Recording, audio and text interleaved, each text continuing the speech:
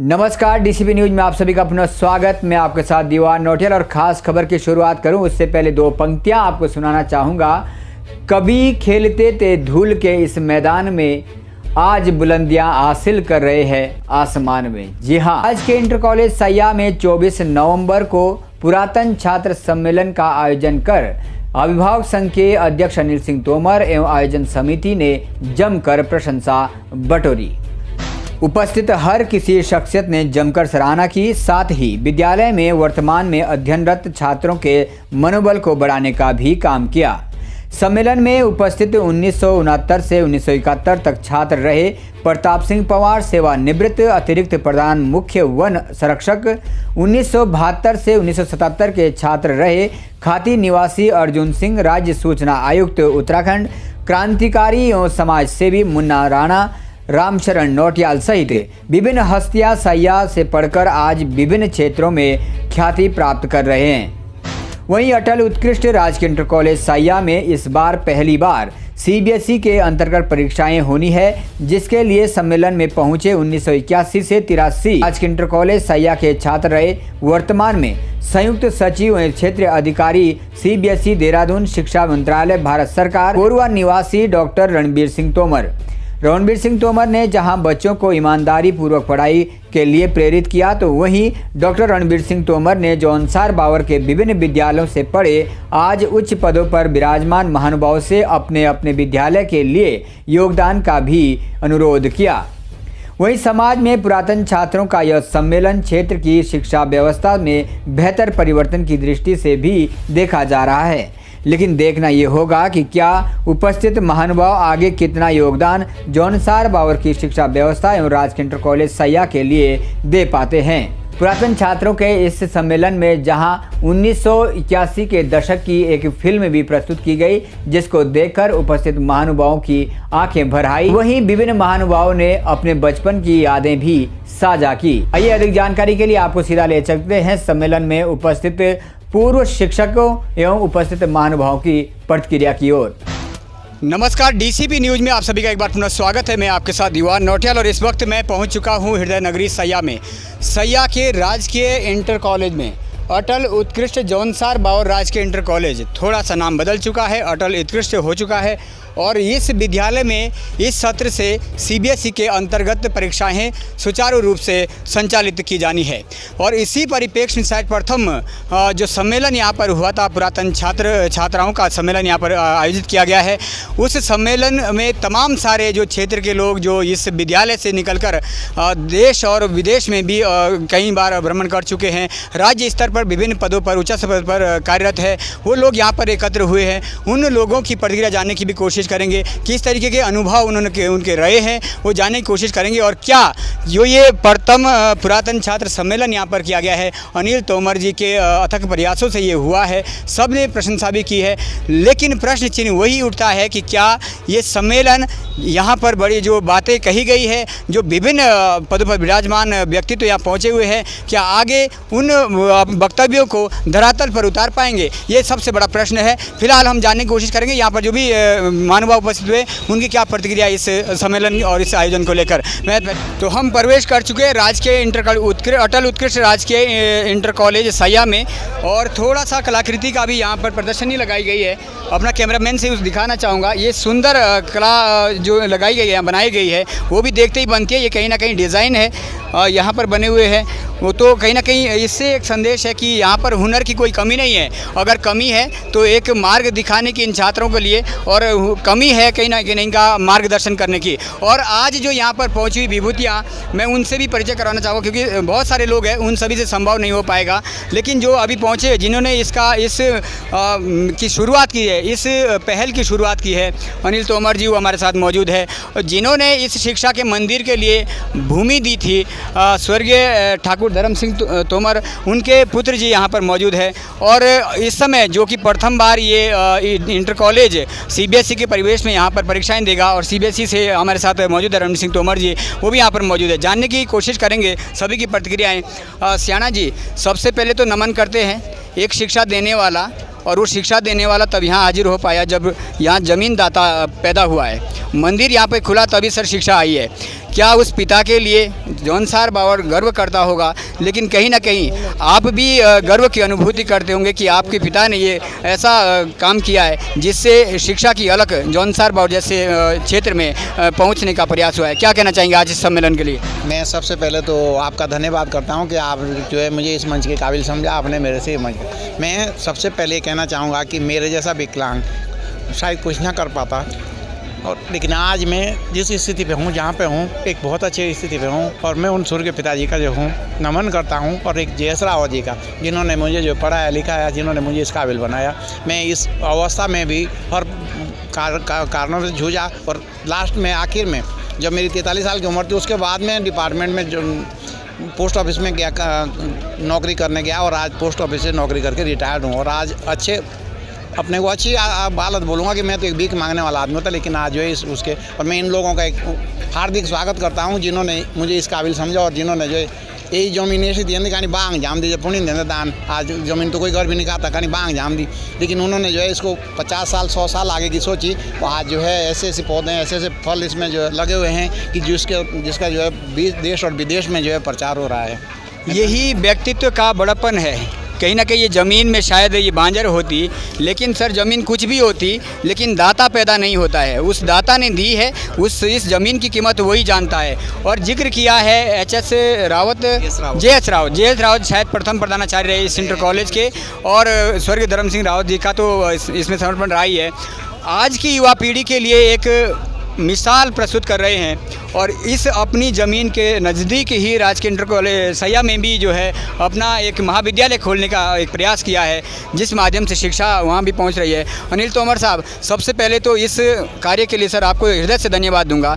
आपने एक नई सोच के साथ एक नया संदेश फैलाने की कोशिश की है, और आज जो ये सम्मेलन हुआ है, ऐसा लग रहा है मुझे तो सम्मेलन कम और मेला ज़्यादा लग रहा है, जिस तरीके की भीड़ एकत्र हुई है। लेकिन क्या खुशी का अनुभव है इन सब के एकत्र होने से? मैं सबसे पहले तो अपने आप को गौरवान्वित महसूस करता हूं कि मैं इस विद्यालय का छात्र हूं, और निश्चित रूप से जैसा आपने कहा कि यहाँ सम्मेलन कम और मेला अधिक लग रहा है, उसके पीछे इस माटी का ऋण है, क्योंकि इस विद्यालय ने 8000 से अधिक बच्चों को यहाँ से शिक्षित करके भेजा है। और यहाँ हमारे आदरणीय श्रीमान रणवीर सिंह जी हैं, हमारे भूमिदाता अर्जुन सिंह जी हैं, जिन्होंने इतनी अधिक मात्रा में, मैं सच बात कहूं कि अभी मंच पर मुन्ना सिंह राणा जी ने कहा कि यहाँ जो डिग्री कॉलेज खुलना था वो ज़मीन नहीं देने के कारण से डाकपत्थर में खुला। मैं स्वयं भी आज इसी दौर से गुजर रहा हूँ। मैं पिछले 5 साल से डिग्री कॉलेज यहाँ चला रहा हूँ, 500 से अधिक छात्र संख्या है, लेकिन मुझे स्वयं के लिए भी ज़मीन नहीं मिल रही है।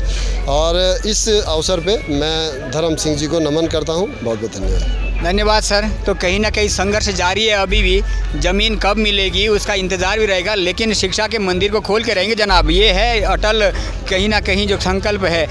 रणवीर सिंह तोमर जी है। सर, प्रथम बार जो है इंटर कॉलेज में आपका जो CBSE है उसके अंतर्गत परीक्षाएं होनी है, और जनजातीय क्षेत्र कहूँ या हिंदी मीडियम का छात्र कहूँ, उनके मेंटलिटी एक प्रेशर रहता है कि CBSE में जा रहे हैं, पता नहीं क्या होगा, परीक्षाओं में एक डिप्रेशन रहेगा। क्या कुछ उन छात्रों के लिए क्या संदेश देना चाहते हैं आज?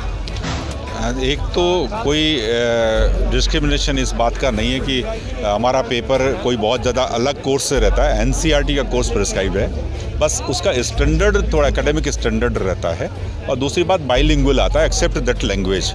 भाषा का जो पेपर है वो जिस भाषा का है उसमें आएगा, बाकी बाइलिंगुअल है। बच्चे हिंदी में भी उसका उत्तर दे सकते हैं और अंग्रेजी में भी दे सकते हैं, जो जिसमें वो कंफर्ट हो, कोई दिक्कत ही नहीं है। दूसरी बात, CBSE चूँकि पूरे राष्ट्र में ही नहीं, पूरे विश्व भर में बहुत सारी व्यवस्थाओं को चलाता है, और हमारे 400 विद्यालय बाहर हैं और टोटल 30,000 विद्यालय हैं, और राष्ट्रीय स्तर पर विद्यालय शिक्षा का एक लीडर के तौर पर है। और मैं अपने आप को भी इस इंटर कॉलेज से पढ़ के निकला हूँ, और मैं आज उसमें काम कर रहा हूँ, और इसी परिक्षेत्र को देखने का सौभाग्य मिला। मैं इससे पहले कर्नाटका में था, तो मुझे भी ये लगता है कि मुझे अपने इस इंटर कॉलेज ही नहीं है, इस पूरी जन्मदात्री भूमि का, देवभूमि का ऋण अदा करने का सौभाग्य दोबारा फिर मिला है। और मैं कोशिश करूँगा कि हर उस विद्यालय से कनेक्ट हूँ, उस विद्यालय के सारे छात्रों को मोटिवेट करूं, और इस बात के लिए कंफर्ट जोन देने की कोशिश करूंगा कि उनको परीक्षाओं के देते हुए कोई तनाव ना रहे, वो स्ट्रेस फ्री एग्ज़ाम दें और संतुष्टि से अपना रिजल्ट की तरफ मेहनत करें, अपने लिए अच्छा प्लेटफॉर्म दें और स्वाध्याय की प्रवृत्ति बनाएं।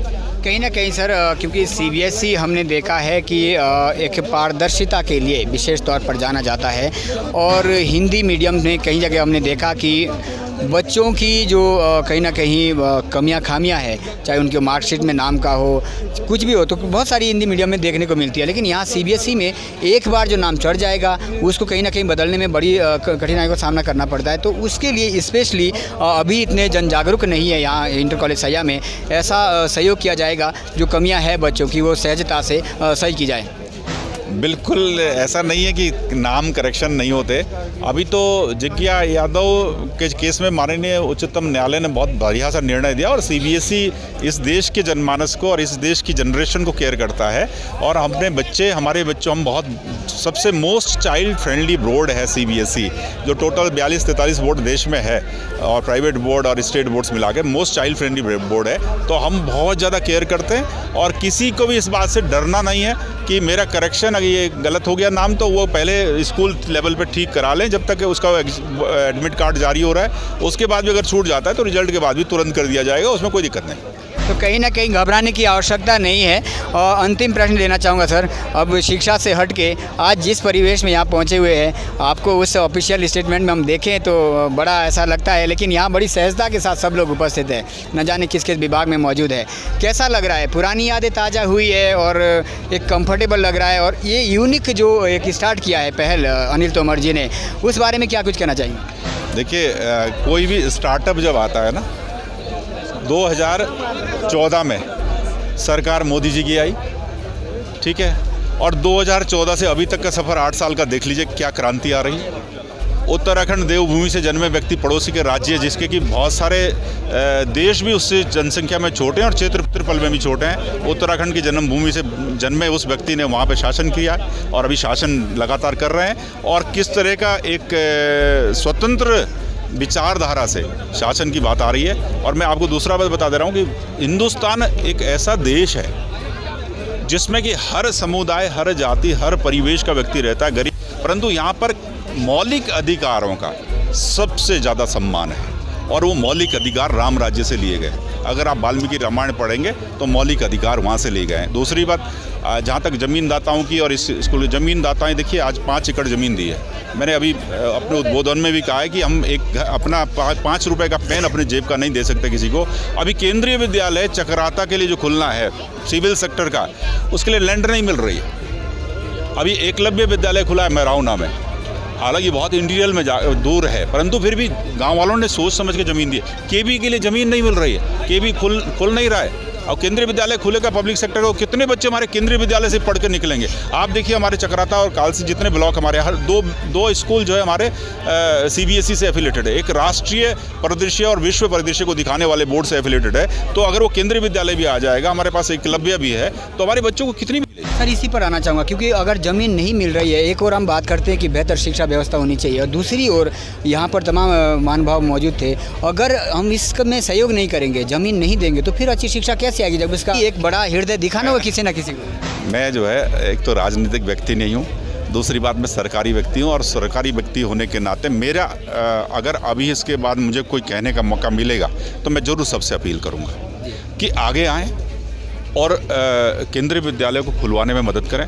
मैं अपने गांव में अपनी छोटी सी एक लैंड थी, वो मैंने डीएवी की थी, डीएवी ने सैंक्शन भी किया स्कूल, और सैंक्शन करने के बाद दुर्भाग्यवश वो अभी बादल जो फटे थे अभी जो है उसमें वो सारी ज़मीन चली गई और वो जो उसका बंजर टुकड़ा था छोटा सा, वो सरकार ने उसकी अनुमति ट्रांसफ़र करने को प्राइवेट बोर्ड को नहीं, प्राइवेट इंस्टीट्यूशन को नहीं दी, इसलिए वो पेंडिंग पड़ गया। नहीं तो आज तक डीएवी वो खुल भी जाता और शुरू भी हो जाता, क्योंकि मेरा प्रयास था। पर मेरा प्रयास दूसरा उसमें होगा कि मैं कुछ, जब तक मेरे अभी 4 साल की नौकरी है, मेरी उम्र आपको पता लग गई होगी, तो मेरी 4 साल की नौकरी अभी है। अगर मैं सीबीएसई में ही काम करता रहूँगा, ईश्वर कहाँ भेजता है, ईश्वर ने गांव से कहाँ तक भेज दिया, और अगर मेरे को काम करने का मौका मिला, कोशिश करूँगा कुछ अच्छा काम करूँ और इस देवभूमि को अपने उस जन्म के प्रत्युत्तर में कुछ एक छोटा सा अंश तो दे दूँ। तालियां खूब बज रही थी जब आपका संबोधन हो रहा था, लेकिन एक जिक्र किया आपने छात्रों के समक्ष कि भाई जो नकल है वो तो नहीं होगी, पढ़ना पड़ेगा, तो कहीं मायूसी भी हो गई थी? ऐसा तो नहीं बच्चे सब नाराज़ हो गए आज? देखिए ऐसा है, सत्य से मैंने बोला ना आपको, चारों युग का कालखंड भी बताया, शायद बहुत सारे लोगों को पता भी ना होगा सत्य से रूबरू होना होगा, और सत्य से रूबरू होने के लिए जन्म हुआ है, सपंग होगा अपंगों का पता नहीं, पढ़ेगा लिखेगा, शादी होगी नहीं होगी, कमाएगा धमाएगा पता नहीं है, परंतु वो सत्य एक है, मृत्यु होनी। तो उस सत्य से रूबरू होने के लिए मेरा कर्तव्य जो मुझे सरकार ने दिया है उससे रूबरू कराऊंगा। कोई मायूस हो खुश हो उससे मेरा कोई। Thank you so much sir अपना कीमती समय देने के लिए। तो ये थे हमारे साथ रमणजीत सिंह तोमर जी। और कहीं ना कहीं जो भी है, लेकिन वास्तविकता से हमें पहले वाकिफ होना पड़ेगा, अपने जो अंतरात्मा का है उसको जगाना पड़ेगा, एक गोल बनाना पड़ेगा। कहीं ना कहीं नकल के बहाने या किसी और चीज़ के बहाने हम सफलता हासिल नहीं कर पाते, स्पष्ट कहना है। और बच्चों के लिए एक CBSE का नाम लेकर जो एक बच्चों में एक डिप्रेशन का माहौल पैदा होता है, उसको भी बड़ी सहजता से समझाया है। हिंदी मीडियम से एग्ज़ाम होंगे, सारी चीज़ें इसी तरीके से होगी, कुछ करेक्शन होगी तो वो सही भी होगी, बड़ी सरलता के साथ सही भी होगी, लेकिन कड़ी मेहनत और संघर्ष अपना होना चाहिए, फिर आपके जो सपने हैं वो साकार जरूर होंगे। ये बहुत ही अद्भुत समारोह है और इससे पूरे क्षेत्र को प्रेरणा मिलेगी। विद्यालय आगे और अपने संसाधनों से मजबूत होगा, इसके लिए सारे लोग प्रयास करेंगे। मेरा ऐसा मानना है कि ऐसे आयोजन होते रहने चाहिए। युवा पीढ़ी है वो नशे की ओर बड़ी तेज़ी से बढ़ रही है, और उस नशे से छुटकारे के लिए, समाज को उस बुराई से छुटकारे के लिए इस तरीके के आयोजन का होना क्या ज़रूरी है, और कहीं ना कहीं जो बच्चे हैं उनके भीतर ही क्या संदेश इस माध्यम से आप देना चाहेंगे? इससे जो है ऐसे कार्यक्रम होने से नशा से जरूर जो है छुटकारा मिलेगा। बच्चे जो है अपने पठन पाठन में, सांस्कृतिक कार्यक्रम में और क्षेत्र के विकास में, विद्यालय के विकास में और अपने कैसे डेवलपमेंट हो उसमें लगे रहेंगे तो वो नशा से दूर रहेंगे। जौनसार के केंद्र बिंदु में ये विद्यालय बना हुआ है, आप यहाँ पर पूर्व में शिक्षक रहे हैं, क्या अनुभव रहा है? क्या यहाँ की संस्कृति, यहाँ का कल्चर और यहाँ का भाईचारा है वो किस तरीके का आप संदेश समझते हैं? बहुत ही सुंदर है। ऐसा जो है पूरा हिंदुस्तान में ऐसे भाईचारा नहीं है। यहाँ पर पूरा एक जो संयुक्त परिवार का जो अवधारणा है उससे कोई भी गरीबी अमीरी का एकदम समाप्त हो जाता है, और सभी के विकास का, जो परिवार में कोई भी कमज़ोर व्यक्ति हो वह आगे बढ़ जाता है। इसलिए ये अवधारणा जो है एक संयुक्त परिवार का और जौनसार का बहुत ही सुंदर। अंतिम प्रश्न सर, पूर्व छात्र भी आपसे मिले होंगे जो आपके समय में यहाँ पे स्टूडेंट रहे होंगे, आज वो भी शायद मिले होंगे आपसे, क्या जो डर उस समय था आज भी उसी तरह का डर देखने को मिला या फिर से कुछ फ्रेंडली? बहुत अच्छा अनुभव रहा है और उनको देख करके, उनके कामों को देख करके, जहाँ जहाँ वो कार्यरत हैं, बहुत प्रसन्नता हुई। साथ में खाना खाया और काफ़ी देर तक एक साथ रहे। Thank you so much sir. बहुत बहुत धन्यवाद। दिवाली का आयोजन है और उसके साथ ही जो है ये जो ऐतिहासिक एक कार्यक्रम किया गया है, और आज तक जौनसार बाबर के इतिहास में कोई भी इस तरह का पुरातन छात्र सम्मेलन नहीं हुआ है। इसलिए लोगों ने अपना समय निकाल करके सुबह और शाम दिवाली का पर्व मनाएंगे, लेकिन दिन में जो है सभी लोगों ने जो है आज सम्मेलन का भी जो है आनंद लिया है, और आशा करते हैं इस सम्मेलन से जौनसार बाबर के शिक्षा के विकास में एक जो है बहुत बड़ा बदलाव आने की उम्मीद है निकट भविष्य में। और जो हमारे विद्यालय हैं वो भी इस तरह के सम्मेलन आयोजन करेंगे ताकि हमारा जो क्षेत्र है वो शिक्षा विकास की तरफ अग्रसर हो।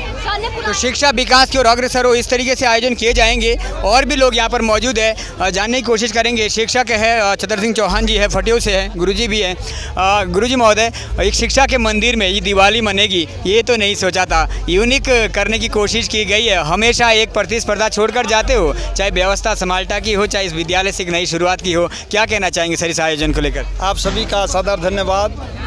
बहुत सारे पुरातन छात्रों ने यहाँ पर आने का जो सहयोग किया है, जो आने का जो अपना जज्बा उठाया है, उससे लगता है कि फिर से एक इस विद्यालय को कुछ न कुछ नई दिशा मिलेगी, कोई दशा मिलेगी, कुछ बदलेगा ज़रूर।